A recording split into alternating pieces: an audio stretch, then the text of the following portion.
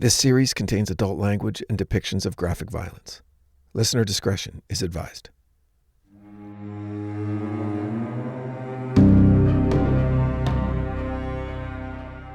Let's head back up to Alaska and investigate the legend of their famous cryptid, the Kustaka. So the story of the Kustaka is woven deep into the tapestry of Alaska's wilderness. It's a thread pulled from the ancient lives of the Tlingit people who have wandered that land for untold centuries. These creatures, the Kustaka, half man and half otter, they live in the whispers of the wind that rush through the dense forests, in the crash of waves upon the jagged coastlines, and in the eyes of those who have known the terror. You're listening to the legend of the Alaska's vast, impenetrable wilderness. The Kustaka is not merely a legend or a story. It's a lesson. It's a warning passed down from one generation to the next, one that has survived the coming of outsiders, the onslaught of Christianity, and the rise of modernity. So Alaska is a place where survival requires respect. In Alaska, like everywhere else, nature doesn't care. Nature is unforgiving, and the boundaries between life and death are thin and permeable. For the native Tlingit people, the Kustaka embodied the uncertainty and danger of the land. These creatures, these shapeshifters who could appear as human or as sea otters, lurked at the edges of the known world, waiting to lead the unsuspecting astray. But like all myths, the tale of the Kustaka carried something deeper than fear. It reflected the delicate balance between the human world and the wild places that surround it. A balance the Tlingit understood with a reverence born of necessity. Welcome back to The Devil Within. You're listening to the legend of the Otter Man.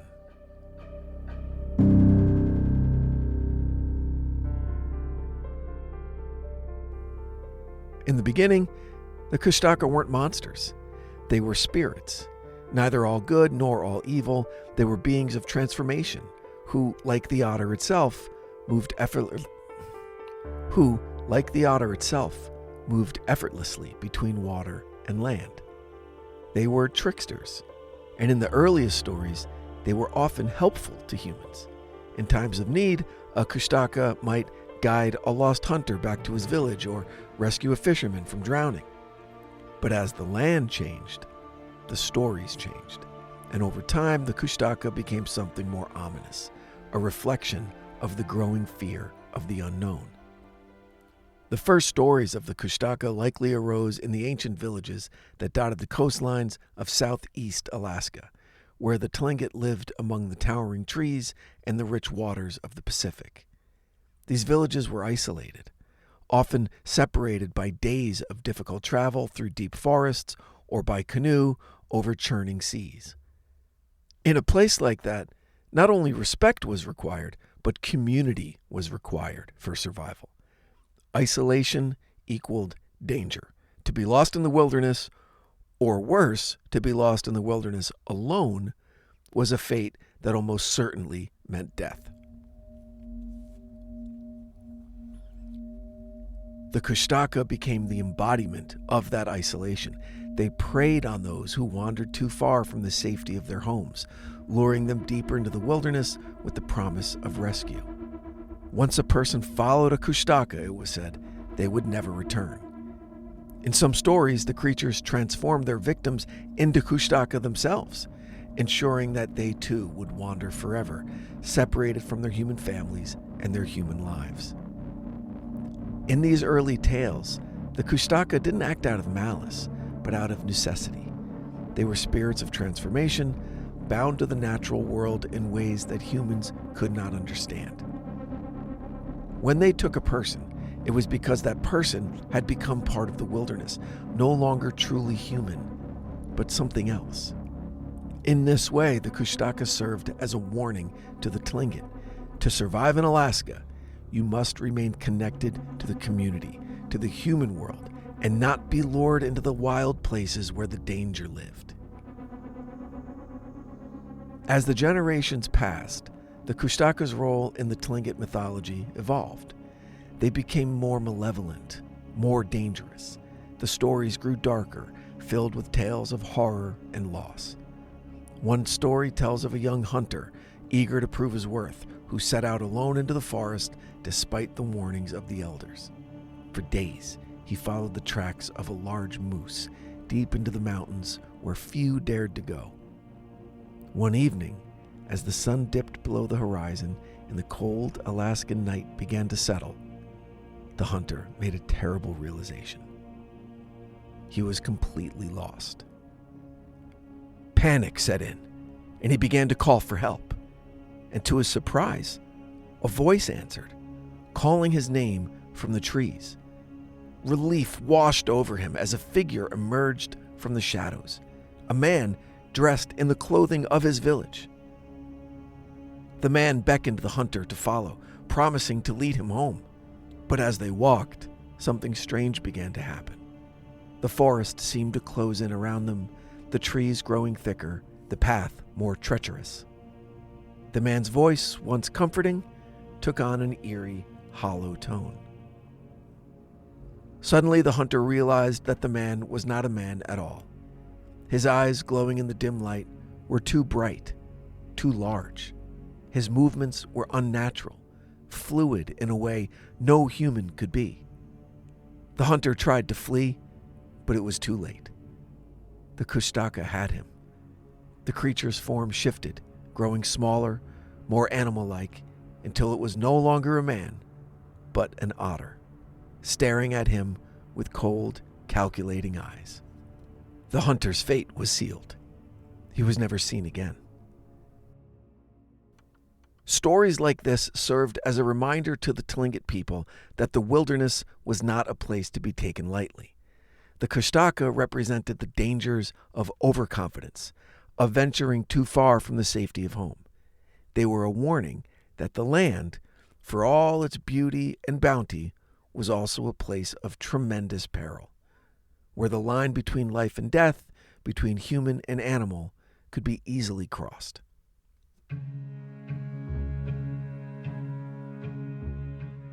The arrival of European explorers and traders in the 18th century brought new challenges to the indigenous tribes and their way of life.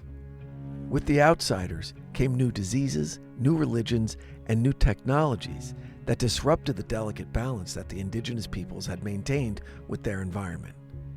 The Kustaka, however, remained a constant presence in their stories, adapting to the changing world in much the same way the natives themselves were forced to adapt. For the Russians, who established trading posts along the Alaskan coast, the tales of the Kustaka were met with skepticism and derision. To them, these were merely the superstitions of a primitive people, easily dismissed as the product of ignorance and fear. But the Russians, too, came to know the dangers of the Alaskan wilderness. Many of their fur traders and explorers vanished without a trace, swallowed by the vast forests or claimed by the icy waters. Though they didn't believe in the Kustaka, the Russians still came to respect the land in much the same way as the natives did, recognizing that it was a place where humans were not in control. Christian missionaries who arrived in the 19th century took a different approach to the Kustaka. To them, the creatures were not spirits of the natural world, but demons, agents of the devil sent to lead the Tlingit away from the path of righteousness. They saw the belief in the Kustaka as a form of paganism, a barrier to the conversion of the native community to Christianity. Missionaries worked tirelessly to stamp out these old beliefs, condemning the stories as heresy. Yet, despite their efforts, the stories persisted. The Kustaka, like the land itself, could not be tamed or erased. They remained in the collective memory of the indigenous tribes, a reminder of their connection to the land and the dangers that lay in forgetting that connection.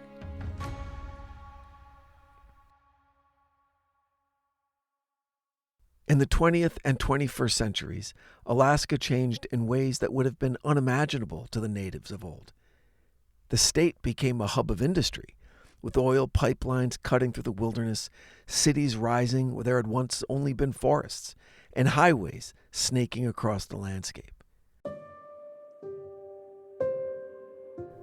Yet even in this modern world, the stories of the Kustaka have not disappeared. If anything, they've taken on a new, evolved meaning in an age where the natural world seems increasingly distant from human life. For many, the Kustaka now represent not just the dangers of the wilderness, but the dangers of losing touch with that wilderness. In a world where technology allows people to live in relative comfort and safety, the need to respect the land has diminished. Yet Alaska remains a place where nature can still assert its dominance. Every year, people go missing in the state's vast wilderness, their fates often unknown. In these cases, the Kustaka are invoked, not necessarily as literal creatures, but as symbols of the land's power and mystery.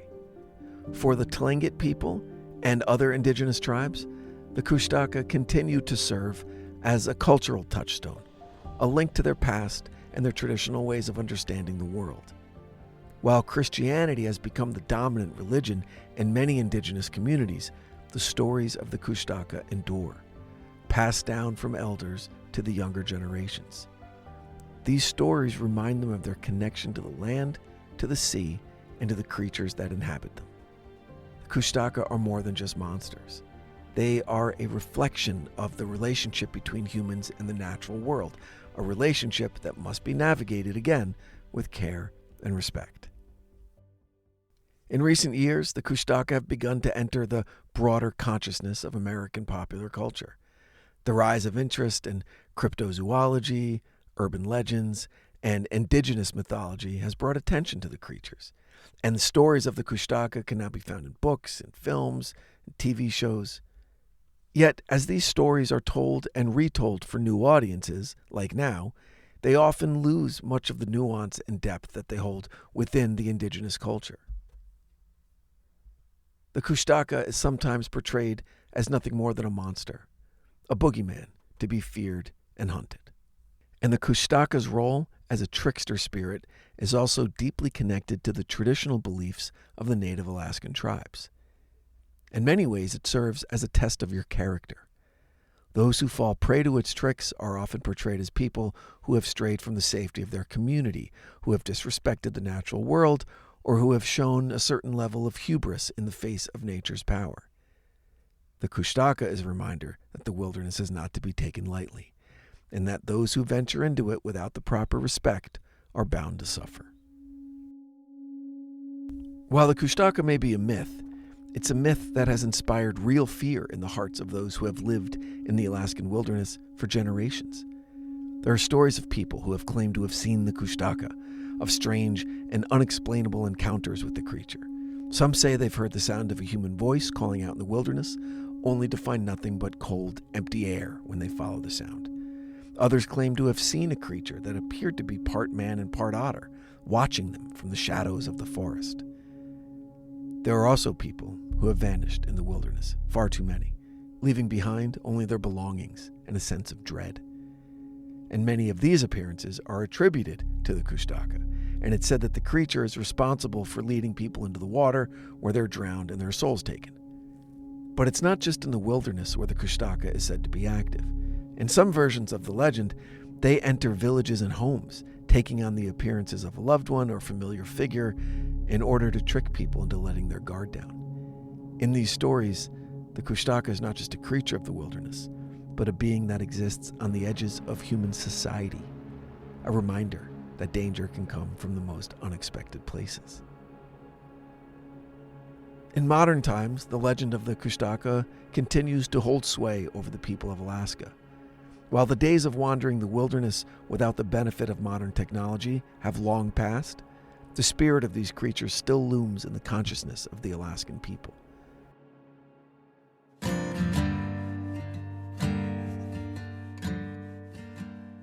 For many, they remain a symbol of the danger and mystery of the wilderness, a reminder that the natural world remains a place of unknowns, where the forces of nature can easily overwhelm the unprepared. But the Kustaka is also a symbol of the resilience and endurance of the native Alaskan cultures. Despite the centuries of colonization, displacement, and cultural erosion, the legend of the Kustaka endures. It has become more than just a ghost story or a myth.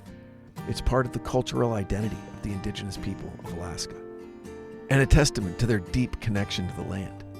It serves as a way of preserving ancient wisdom and legends passed down through generations that are meant to remind people of their place in a world that is far larger and more powerful than they can ever truly understand.